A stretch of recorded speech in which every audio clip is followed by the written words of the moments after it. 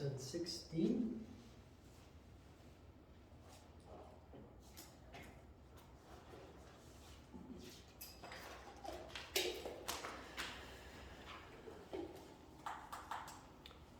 Manipura Chakra, many times mentioned already, the fire center. Manipura literally meaning the city of jewels. It is the only chakra that is constantly lit up, so to speak, hence the name City of Jewels. Jewels are always shining. Manipura Chakra is a chakra of which there is a lot of confusion in spiritual circles among Buddhists and martial artists. You see also I described Manipura Chakra as Hara in Japanese, Tanjen or Danjon in Korean. That's not correct. I leave it in the handout because it gives the opportunity to explain what it really means. Throughout the years, having practiced martial arts myself for many years, having met Buddhists and yoga practitioners, there is a lot of talk about this phenomenon, Danjon in Korean. But I noticed that some people will point to their Manipura Chakra, indeed. Other people will say it's the navel, and then again other people will point to the lower belly, just above the pubis. And that made me think, because in the advanced course we learn a concept where the three chakras below the diaphragm become one big glowing energy center. It is the reason why you will see more and more mentioned the concept of digestive power.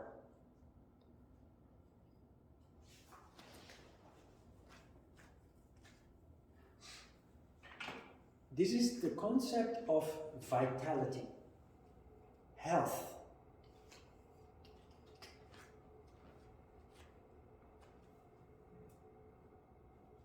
Manipura Chakra is of course the third chakra from the bottom, but it is not the Danjon, as many people wrongly believe.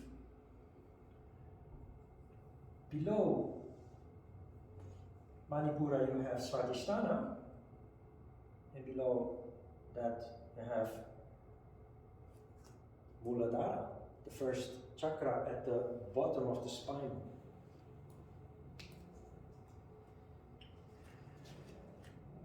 When we are in good health, and of course physical activity leads to improving health, yoga in particular and martial arts also, traditional martial arts, which are like yoga and have in fact the same goal as yoga, you increase vitality in a measured way. When you exercise, it is not in a measured way, but still it improves health a lot. When you do that in a measured way, the phenomenon that is called Danjon in Korean starts to occur. What happens is, we know the Kundalini effect, where energy starts to rise up from the bottom. That energy connects Muladhara Chakra and Svadhisthana Chakra. The energy becomes so intense that instead of two different, distinct, separate chakras, they fuse with one another. Not only that, that process continues and includes Manipura Chakra. And so you have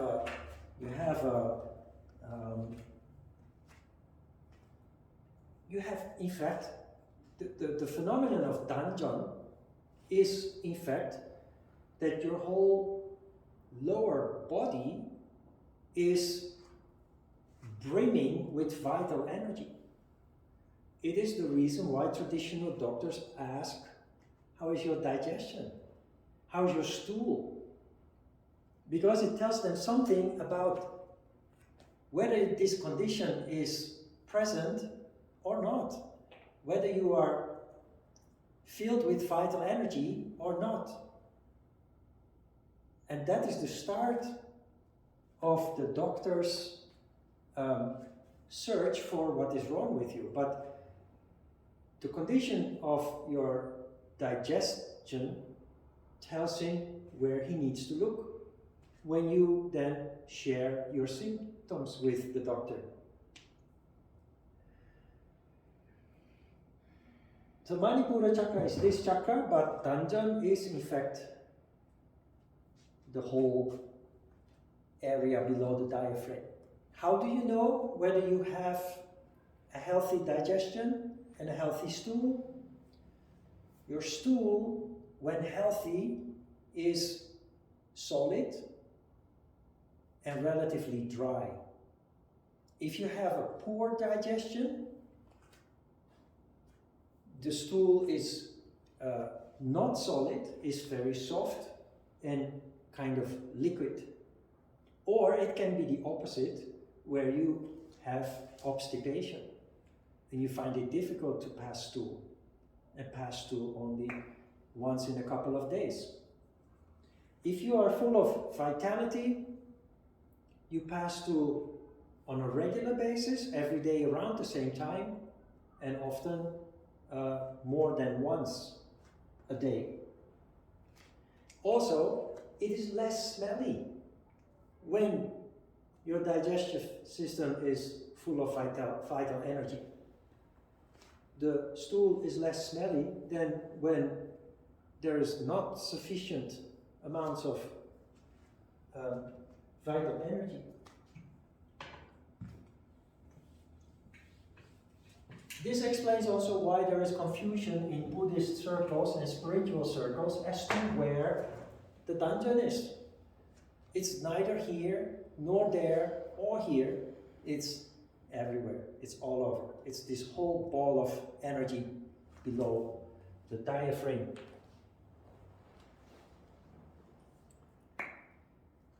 The tammatra, or the subtle element of this chakra, is fire. The subtle vehicle of action, the karmandriya, is movement. All movement, propulsion, we used to call it. The subtle organ of perception, the jnanendriya, is sight. The subtle energy is prana, generic prana, while in Muladhara Chakra you had apana prana as the subtle energy. In Svadhisthana Chakra you had what's it called again? Samana prana. The reason why here it is called generic prana or prana is because Manipura Chakra lies at the foundation of the energy in all other chakras. Manipura Chakra is like a power plant that provides the rest of the body and thus also the other chakras with energy.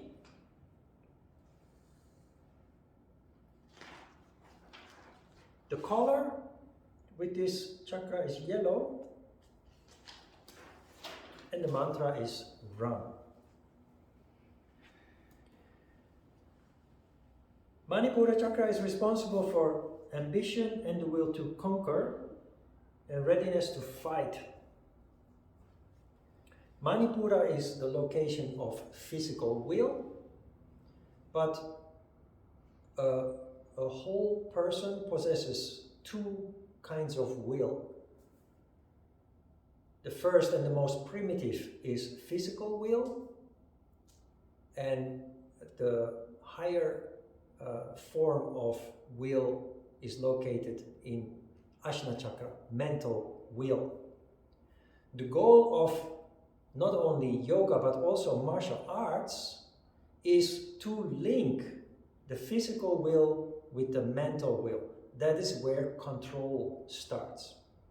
People who possess a strong physical will in Manipura Chakra without the link with the mental will in Ajna Chakra, they will go through walls and windows to achieve their goals without regard for other people's interest. So being very selfish, standing on many people's toes, not caring about the damage that they do to others to get what they want. The link between the mental will and the physical will is called kurma nadi. A kurma is a turtle or a tortoise.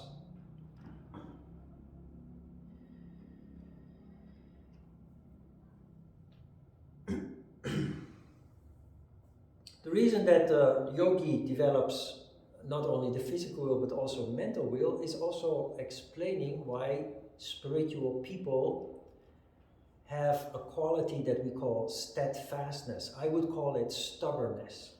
Yogis typically are more stubborn than the average person. In the beginning, that can lead to some abrasiveness. You will see why towards the end of this subject. But you will learn over time to handle that in a more diplomatic way. The stubbornness in itself is a strong will, but it can also lead to harming other people and other people's interests. So you learn how to balance that out over time, simply through trial and error.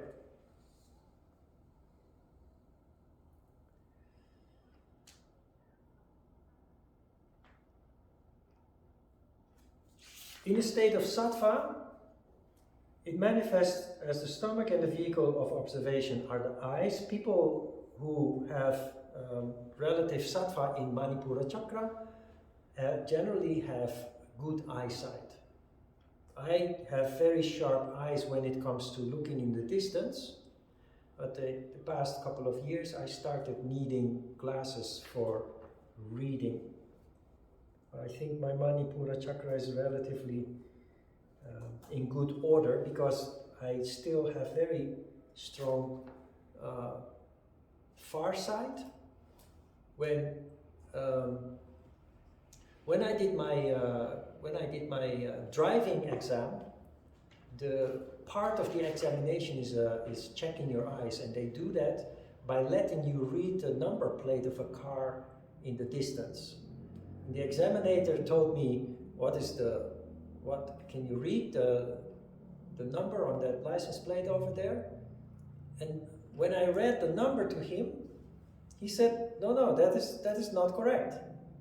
Then I said, but I'm looking at that card. And he said, but that is beyond what I told you to look at. So I was reading a number plate that he actually couldn't read because it was farther away. And still, my eyes in the distance are still very sharp, but I need reading glasses as a result of aging.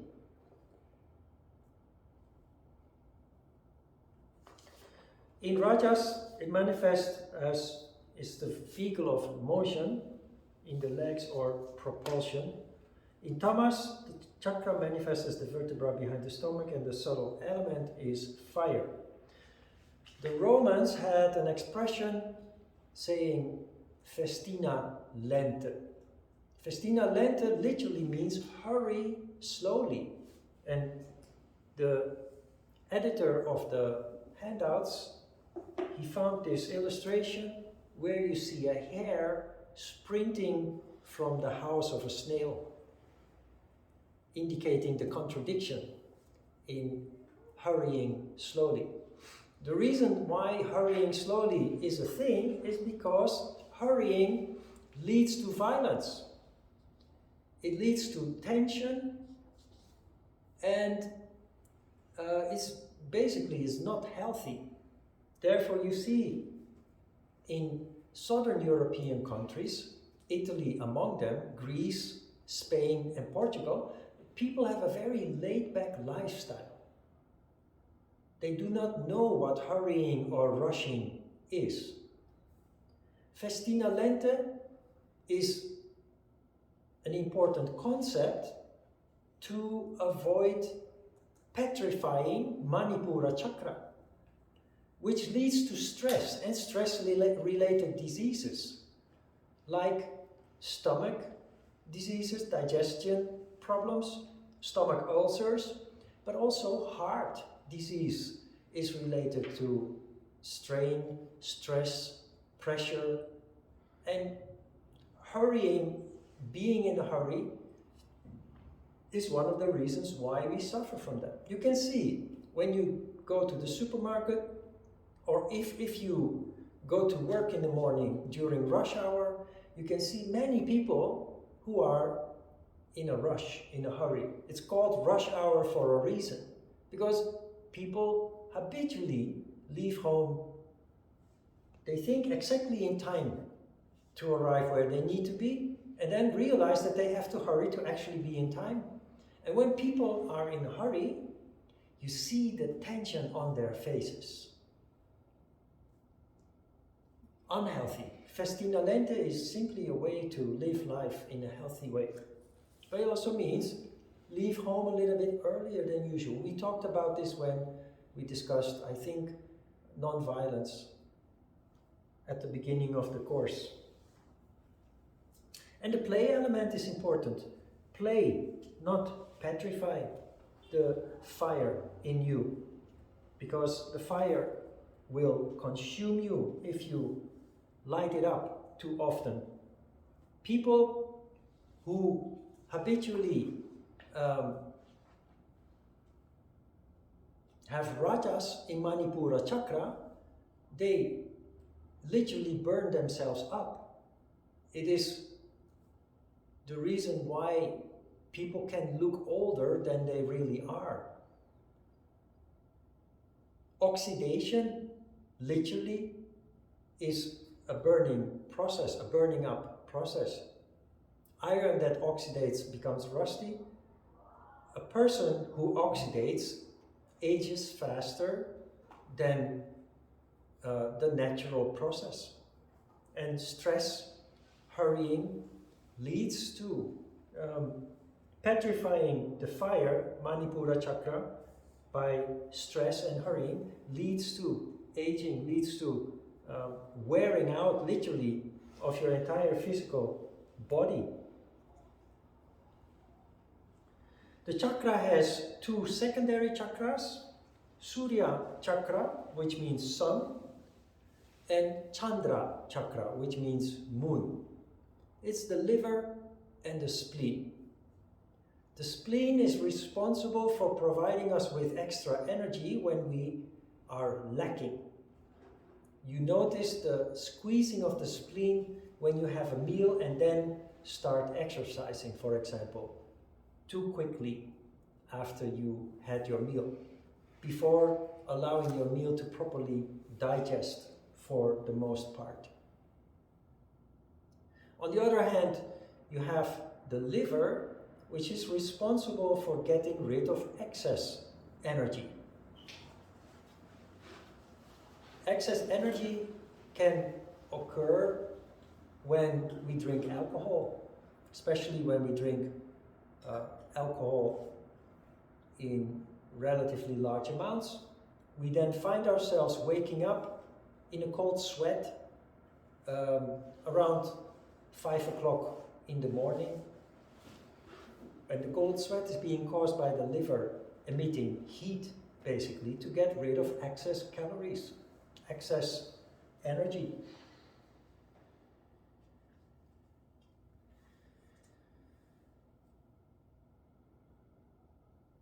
ego and ambition are located in this chakra. Trouble in the chakra can be avoided by sensible and healthy ambition. Ambition and ego both are fire problems.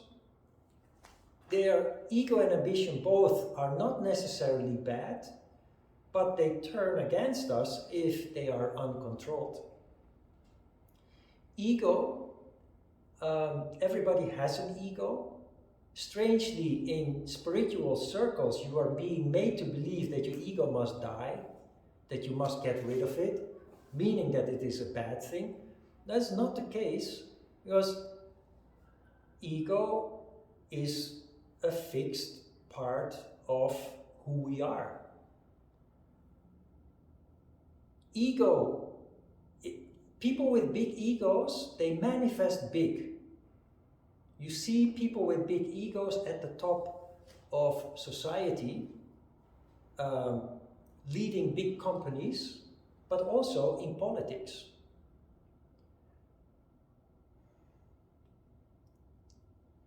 If you observe, you can see clearly that there are people, especially in politics, we have seen very clear opposing examples in the past couple of years of how this works. When big ego is not controlled, it leads to chaos and destruction. When ego is controlled, it leads to harmony. It leads to good relationships. It leads to healing in politics. As an example, you can see, for example, Obama was a person with a great charisma. If you have a big ego that is under control, we call it charisma. After Obama, of course, came a president who has a big ego that is not under control, and it clearly led to disturbed relationships with the rest of the world, a lot of disruption, and very selfish behavior of not only him, but also the people around him. So ego is something that we all have. We just need to control it and use it for positive purpose, not for selfish purpose. Ambition is the same. If you have a big ambition, if there is no healthy, controlled approach to ambition, you will do anything to achieve what you have set your mind to. And you don't want to spend lots of time achieving it, which is the normal process, but you want it to happen yesterday. You have no patience. And in that way, ambition wreaks havoc, just like ego does when it's not in control. But it's also causing health problems in the person with big ambition, strong ambition. A simple practical example is when I was in elementary school, long time ago, only 2 or 3 kids in the class were wearing glasses. Because much of the time we were playing, running around, riding our bicycles, and we spent only 4.5 hours a day in school. If you now enter, especially in a Korean school, it is the majority of the kids that are actually wearing glasses. And the question then arises, what is the difference? The difference is the pressure to perform. The ambition of the parents projected on the children become nervous, and their eyesight, their fire center, and thus their eyesight suffers from it. And in the same way, they will have digestive problems as a result of that. So ambition, not bad, it just depends on how we deal with ambition.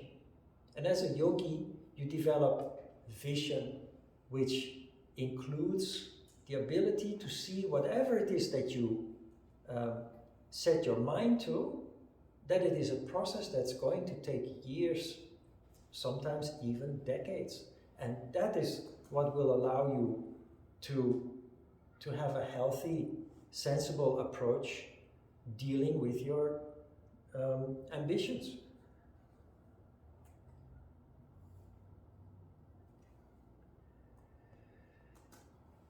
Also important is to deal with heat in a sensible way. The chakra is responsible for heat production, energy production. And in Korea you have the luxury that every house has floor heating.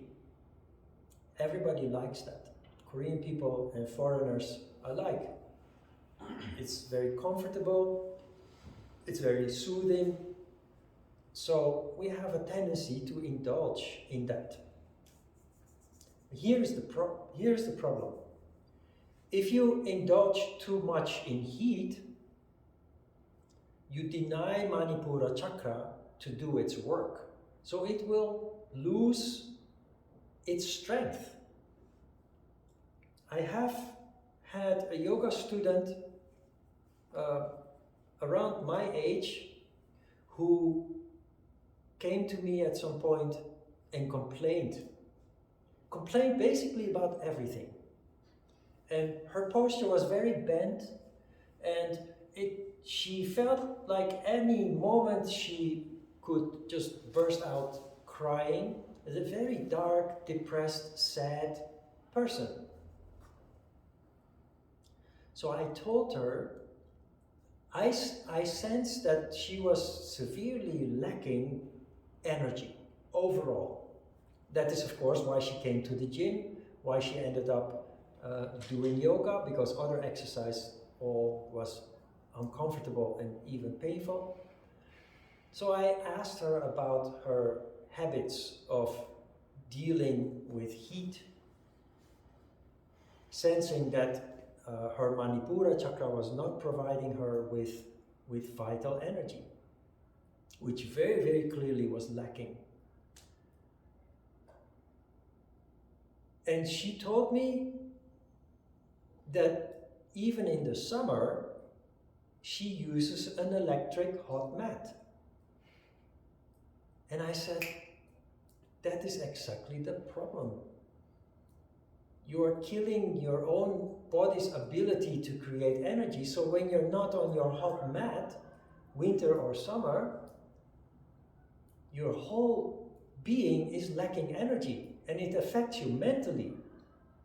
And the problem is, if you don't understand that, you will blame everything and everybody for your misery. So she was blaming her husband, and she was blaming her circumstances, and she was blaming everything, not realizing that her whole mindset and the way that she would experience life would change if only she had more energy.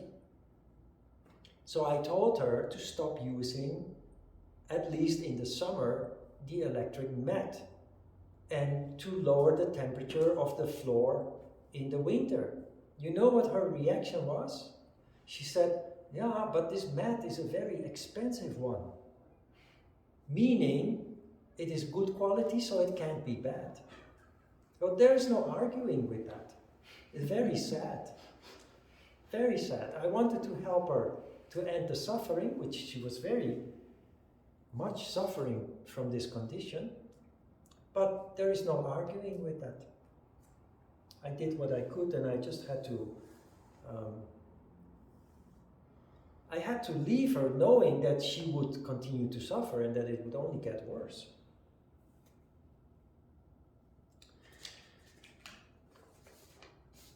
So enjoy the floor. Keep moving while you enjoy the floor. So sleep and enjoy it, but keep yourself healthy practicing yoga. Ride a bicycle. Walk. Walking is a very good exercise to keep your vital energy at good levels, and with that your digestion. but enjoy with moderation. Enjoy the sleeping and lying and resting on a hot floor or warm floor with moderation, keeping this in mind. If you do not challenge Manipura Chakra to work, it will simply lose its function, and it can end very tragically. The developmental stage of this chakra is between 14 and 21 years of age.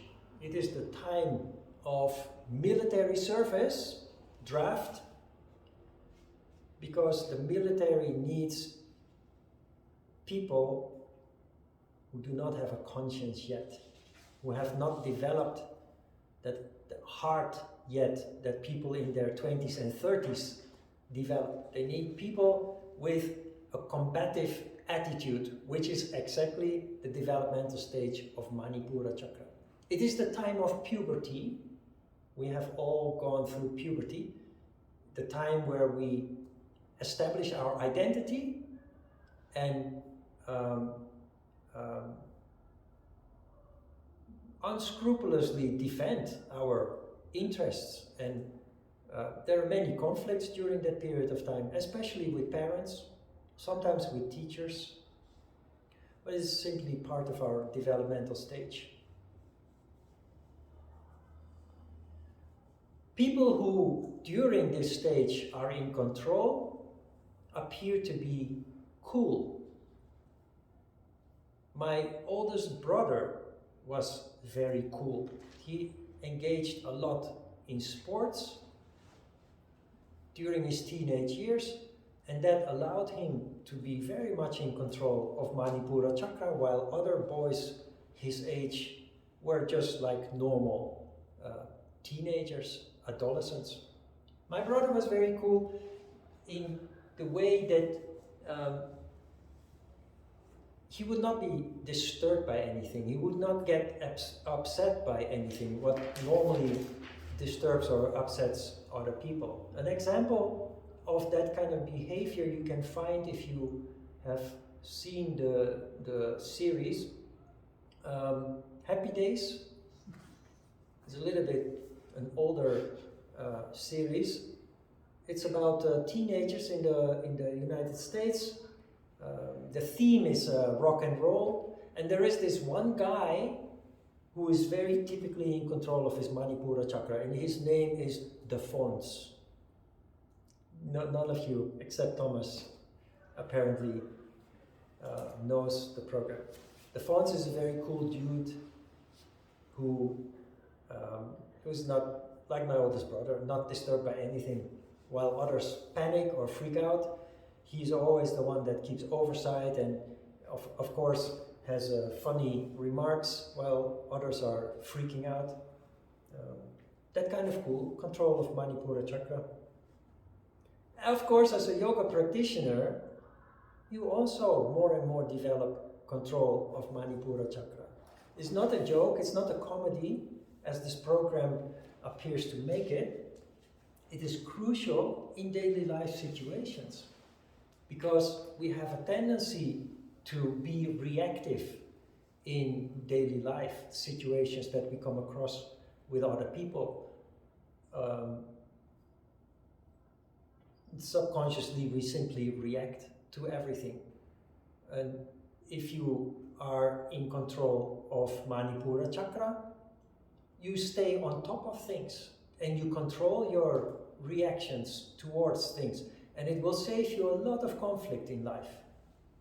It will give you the upper hand in situations, conflictuous situations with other people. And that is of huge value.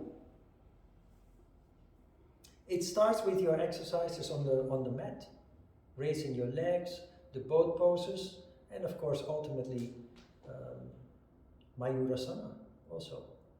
Playing with fire. Questions?